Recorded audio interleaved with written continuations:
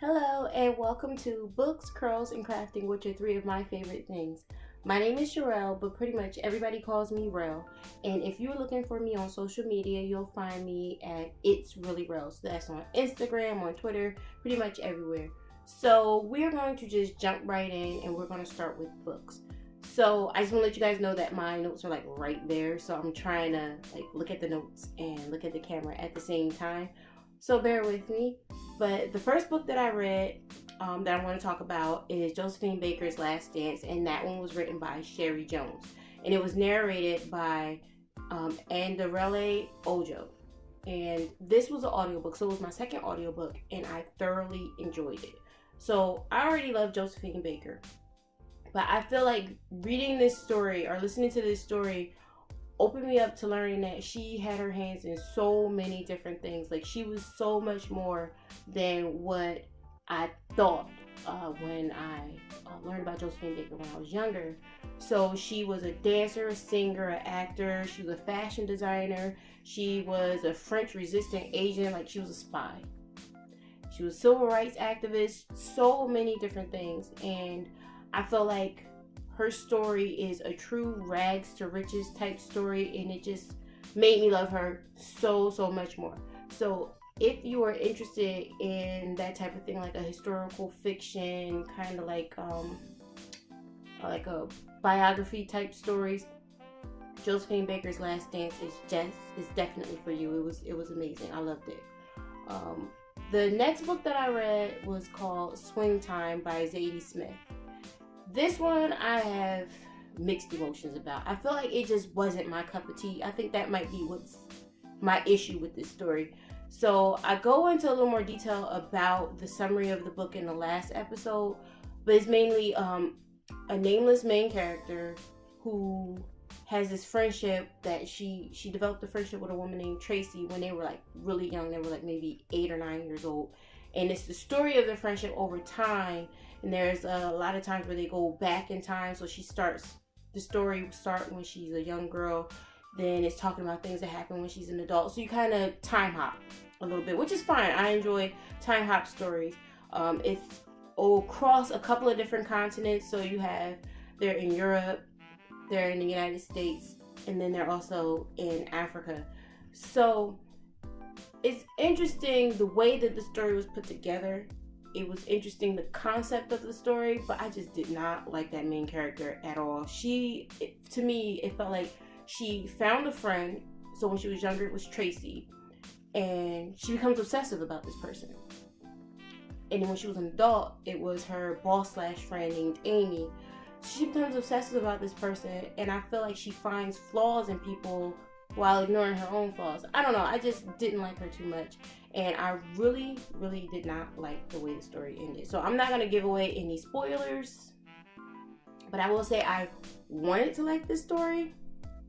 And I originally thought that I was being critical of the story because I just finished a sci-fi series, a science fiction series. And that series was like maybe 3 or 4 books.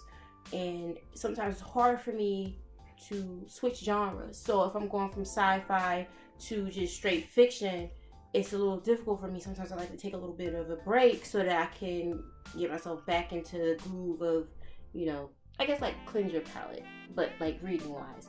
Anyway, I didn't do that here. I finished that last book in the sci-fi series, and then I went straight into reading Swing Time, and I thought maybe that's why I didn't really like the book too much, but no, I didn't like the book. So that's not to say that you shouldn't check it out, because maybe you might like it. It just wasn't something for me. Alright, so what I'm currently reading, let me tell you, I am enjoying this one. It's Mary Queen of Scots by John Guy. And I am actually listening to this one too on audiobook. And I'm using chirp.com. So it's not an ad, but chirp.com is pretty awesome because they'll have deals every so often where you have a percentage off on a book. So Mary Queen of Scots, I think I purchased that one for like $2.99. And Josephine Baker's story, I think I purchased it for about the same price. So every so often they'll have a book on there that I'm really interested in, and I grab that joker up. I am actually listening to this using my earbuds, studio earbuds. So hold on a second so I can pull them out. So the last video, I really went into detail about my studio earbuds and how much I really enjoy them. I really enjoy listening with them. But this is it right here. So this is the charging port, and these are the little earbuds here. You can see those. They're very comfortable. They are very powerful.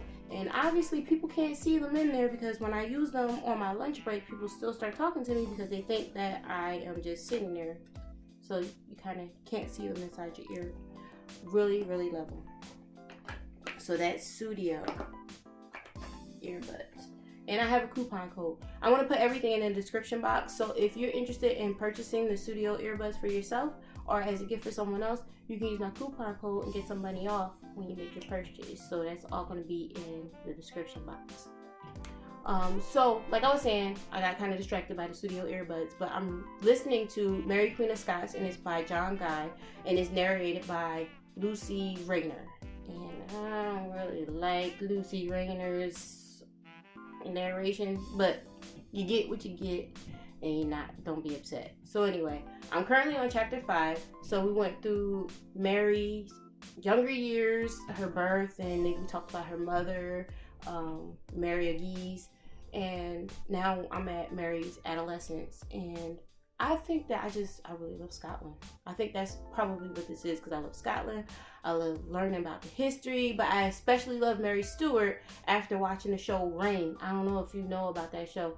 I don't think it was as historically accurate as this story that I'm reading now, Mary Queen of Scots by John Guy.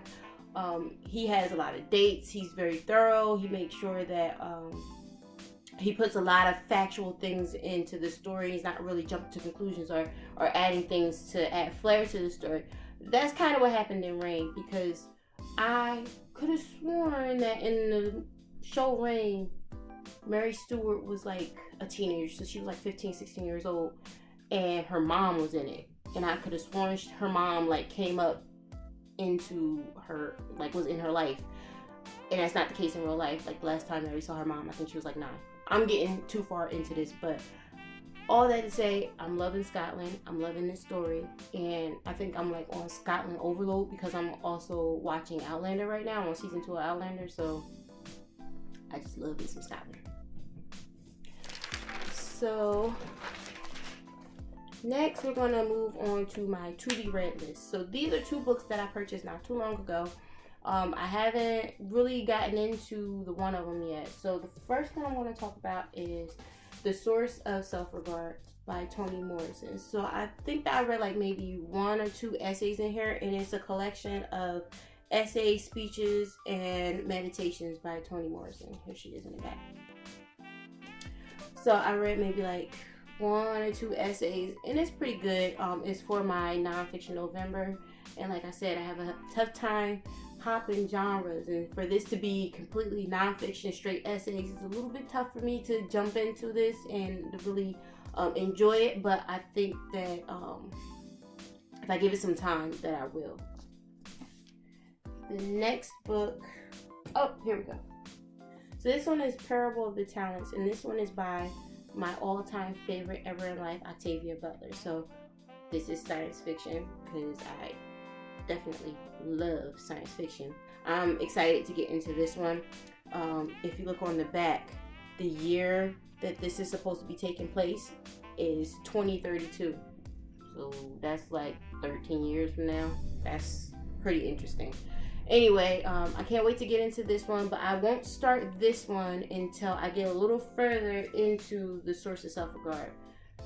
So I'm gonna, maybe once I get halfway into The Source of Self-Regard, or if I finish Mary Queen of Scots, then I'll start this one, because I don't want to have 3 current reads. I just need to pace myself, because I just started to read more than 1 book at a time, so I don't want to overdo it, but I can feel myself itching to just get into this one and start it. So we're going to move right along to curls. So I'm going to start off by showing you this amazing little tool here. This is called Brush with the Best, and it is by Felicia Leatherwood. Now this is a detangling brush, and it is awesome because it has movable plates. Can you see that? See how they move? So as you're detangling your hair, it's moving with you, and it's less chance of it snagging and pulling your hair. Now, I love it for myself. I've been using it on me, but I especially love it for my daughters because I don't like to use tools that I feel like are going to snag their hair or it's going to hurt them. Like me, I'm tender-headed, but I'm doing this to myself. With them, I try to be a little more careful. So this works great on them. It makes our detangle time go down so much. And I will put the website for this one, but it's Brush with the Best by Felicia Leatherwood. And then not a lot has been going on with hair for me for the past like month or so, and that's because the weather changed and I've been doing more protective styles lately. So if you see me, I'm usually wearing this bun here that I have in my hair. Unless I'm going somewhere that I'm trying to be fancy, I'll have the back out, but generally speaking, I've been wearing the same hairstyle, and so nothing really been happening. But I did participate in WonderCurl's Moisturizing Hair Pudding Challenge. So with this challenge, you're using one product with one hairstyle, and you're trying to see how long your hair can stay moisturized using just this one product. So this is the product here, WonderCurl's Moisturizing Hair Pudding, and I will put a picture up of the protective style, but it lasted for 6 days. So I applied the moisturizing hair pudding on day 1 only, and by the end of the 6th day, when I took the hair down, I had like the bomb twist out first of all, but then my hair was still moisturized, it was shiny, it was soft. So I really absolutely love the moisturizing hair pudding. I know before I said that my favorite was the Get Set Jelly, but I think it's like a toss-up now between these two. So for that hairstyle that you saw the picture of, I used a PuffCuff. So here's one of my PuffCuffs. This is the big one, but for that hairstyle, I used a PuffCuff Mini. And I'm going to put the website down for the PuffCuff, and then you use my coupon code, you get some money off. So my coupon code for pretty much every website that I put up is going to be really real. Okay. And I think that WonderCurl and PuffCuff make super duper amazing stocking stuffers, because Christmas is going to sneak up before you know it. So go ahead and purchase these, put them in the stocking of a curly girl that you know, and she's going to definitely appreciate it. Last but not least, we're going to move on to crafting. So I'm going to start off by talking about my Etsy shop, and I'm not sure if I ever even mentioned it in this podcast, but my Etsy shop is called Relly Belly, and in this Etsy shop I offer knit and crochet satin lined accessories. So right now we're having a promotion where you get free shipping on orders over $35. So head on over there if you are interested in purchasing some satin lined handmade items. So I want to show you some of my new things that I've added to the shop recently. So first is this here, this cupcake hat. So this is a combination of knit and crochet. So obviously you can see this here is knit, here is knit, and then this here, the little fringy part here, that is crochet. And then I have a pom-pom on the top, and of course it's satin lined. So this one in particular is for A. Shelton. That's Ananda Shelton. This is her personal hat. This is the first one that I made, and I think that maybe in like April or May I said that I was going to make her a cupcake pillow, but we decided a cupcake hat would be better. So this is Ananda's, and I want to definitely post a picture of her wearing it because I think it was the cutest thing ever when she put this thing on.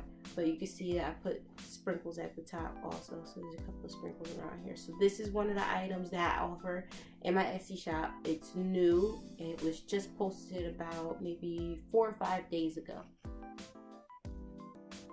Oh, and here's the other one. So I have 2 of them, and I offer them in a variety of different colors. I have the purple, pink, then I have like a turquoise type of blue, yellow, orange, red, whatever the kids like. Next, I have my Moss is Boss ear warmer. This one is also a satin lined ear warmer. And let me describe it. So I call it Moss is Boss because you have 2x2 stockinette. 2x2 ribbing here, and then this section in the middle is the moss stitch. So that's why I call it Moss is Boss. That one's available. And then I have Moss is Boss in a beanie form.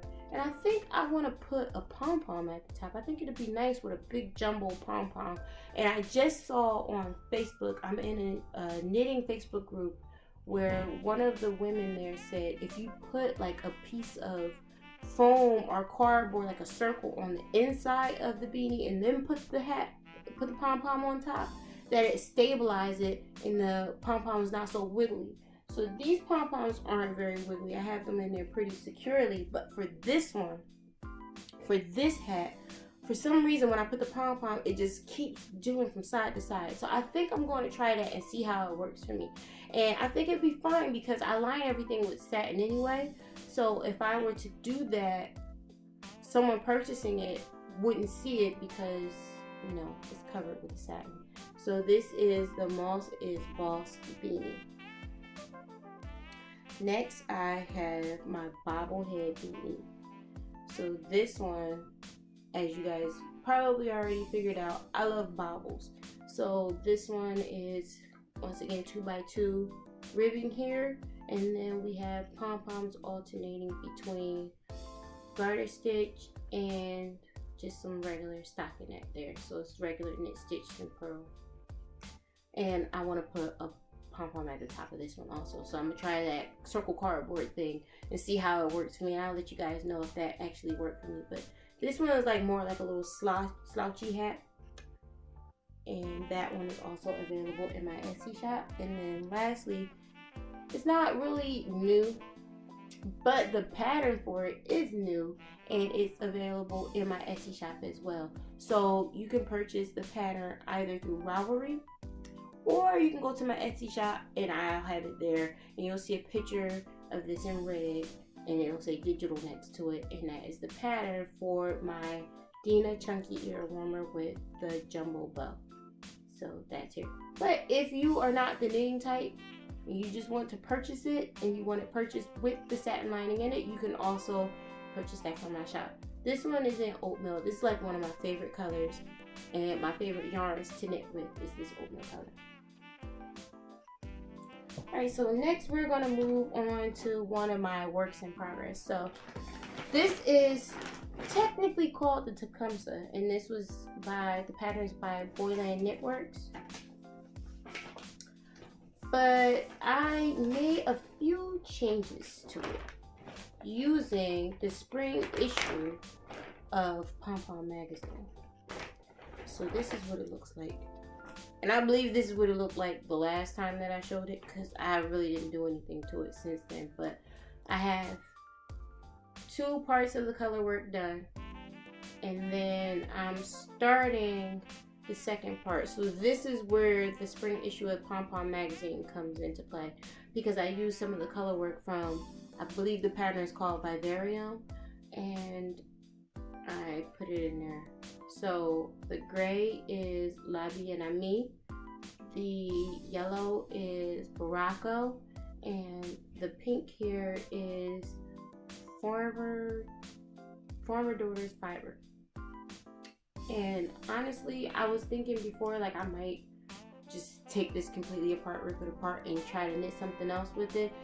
It's like every couple of days I'm like, I love it. I love my color choices. I love the pink in there, and I love how subtle everything looks, and I like how the Baracco in this butternut colorway, how it pops out more than the rest of this. But then I'm like, the next day I'm like, I don't like it, I'm gonna pull it apart. So I need to get my act together before I really commit to finishing this and going a little bit further. But today, I love it. I love my color choices today. Okay. So, in true Rel fashion, I am doing the most this season. So I have orders from my Etsy shop, and I just finished the cardigan, what's it called? The Collegiate cardigan by Erica Knight. Finished that for my brother-in-law, Eric, and I'll put pictures up of that too, of the finished product. So I have that, this work in progress, my Etsy shop, and then now I'm doing the most, and I want to do the Betty and Judy sweater by PoisonGrrls. And this is an awesome Christmas sweater, and I want to finish it before Christmas Day. So today, I don't even know what today is. I think today is November 20th. But I'm going to cast on today and see if I can knit this in a month. So that's going to be the challenge that I'm giving to myself. Doing the absolute most. But I'm excited about this. So I feel like because the pattern calls for worsted weight yarn, which I got a ton of worsted weight. Like that's like used to be my favorite. Now like DK, but whatever. I have a ton of worsted weight yarn. But I feel like I should be able to finish it quickly because the yarn is thicker. That's my mindset. I don't know, but we'll see. So let's see if I can finish that in a month. Next, I want to show you something that I received in the mail from Mason-Dixon Knitting. This is their field guide number 13. Let me pull this out. So this is it right here. And it has a ton of color. Look at this bookmark. No, I'll just put that in my book right now. But, excuse me, I'm sorry. I'm still kind of getting over a cold that just, it's like the cold of 2019. It just does not want to leave me alone. It's just sticking around. But anyway, I'm sorry. This Mason-Dixon Knitting Field Guide is full of color work, which I think is awesome. It has a lot of nice grids in there, and you can use them to make your own pattern. Basically, like if you have something that you're working on and you just want to add a couple of motifs in there, you got it here. It's awesome. Next, I want to talk to you about something that I purchased on Amazon. This is my Swift. Let me see if I can get it to pop open. Is it gonna pop open? There we go. So, when I went to Rhinebeck a couple weeks ago, well, now it's like a month ago. So when I went to Rhinebeck, I was so sure that I was gonna go there and purchase a Swift from one of the vendors there. And I went into, it was a barn that had 2 levels. I went in there and there was a place that was selling them, and they were beautiful. And it was like this rich, like mahogany wood. It was very, very pretty. Then I looked at that price tag and I'm like, whoa, that's a little steep for my pockets. I cannot shell out over $100 for a Swift. I paid $40 for this one, and I think it will do the trick just fine. Got it on Amazon, and it's going to help me wind up all the yarn that I purchased over the past few months that is still sitting on my craft table, not being used because I refuse to use a chair again because it's so annoying when the yarn falls and you just got to deal with tickles. So, got my Swift from Amazon. I'm ready to go. And lastly, I want to talk to you all about a knitting get-together that I went to last weekend that was just so awesome. So first I want to thank Donna, Willie, and Jan for inviting me, but I had an amazing time, and I'm so mad at myself because I really didn't take that many pictures. I was just so into the event and so into having fun and talking to people that I didn't get a chance to really take too many pictures. But I will say the one thing that I really appreciated about going to this knitting get-together is that my kids were invited. So Miss Donna made a point to tell me to just bring them, because a lot of times I'm unable to attend these knitting events because my husband usually works on the weekend, and most times kids are unwelcome at knitting events. And I just thought, you know, it was really nice of her to extend that invitation to them, and they had a really good time too. So while we were upstairs talking and knitting and eating and having a good time, the girls and my son, they were downstairs. He was watching a movie with a little boy downstairs. His name was Jeremy. So they were watching a movie together, and my girls were with Tracy's daughter, and they were playing around and they were making pom-poms while we were having our fun. And then also at this knitting event, Nancy from Getting Pearly With It came and did a weaving demonstration, and that just blew me away. And I've known about weaving, I've played around with it before, but I've never done the type of weaving that she showed. And it was with a loom that was like a 12 by 12 loom, and then she showed us this poncho that she made using the pieces that she weaved off this 12 by 12 loom. And I'm just like, I cannot wait to get my hands on a loom. So Reese said he's going to purchase one for me for Christmas, and I'm excited. I was actually about to go ahead and lay down the dough to get it that very night, but he told me to hold off. He's going to get it for me for Christmas. So I'm excited about that. That's something that I'm looking forward to really getting into and enjoying. Unlike spinning, which I have the stuff for spinning, like I have the drop spindle and the roving, and I have not touched it since I purchased it. So I'm going to try to make sure that I don't do that, but I'm really excited about weaving. So thank you to Miss Donna, to Willie, and Jan for inviting me to the knitting event. I really enjoyed myself, and I have a few pictures that I'll sprinkle in at the end.